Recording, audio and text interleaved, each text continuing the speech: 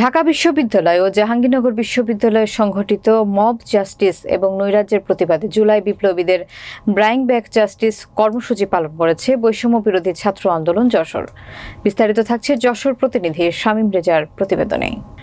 বৃহস্পতিবার যশোর প্রেস ক্লাবের সামনে বৈষম্য বিরোধী ছাত্র আন্দোলনে এক মানববন্ধনে বৈষম্য বিরোধী ছাত্র আন্দোলনের জেসিনা মুর্শিদ প্রাপ্তি বলেন, আইনের শাসন কায়েম হোক, একটি লোকও যেন প্রতিহিংসার বা মব জাস্টিস এর শিকার না হয়।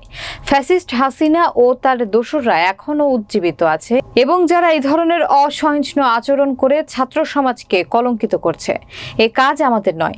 আইন নিজের হাতে তুলে নেওয়ার পক্ষে এবং মানুষ মারার পক্ষে কোনো সচেতন ছাত্র নয়।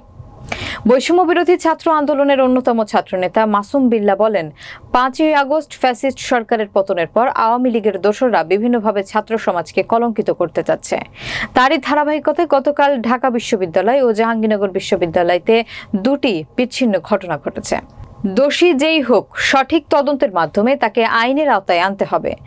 মব জাস্টিস বন্ধ করার আহ্বান জানাবো সবাইকে। এ সময় আরও উপস্থিত ছিলেন দীর্ঘ, রাত, পিয়াস, নির্ঝর, রশি, সাউফান, প্রান্ত, শাহিল, রাতুল, রক্তিম, প্লাবন, আজু, আহনাফ, জর্সিস, সামিহা, সাদমা, রাহি, পার্থ ও আরও অন্যান্য অনেকে।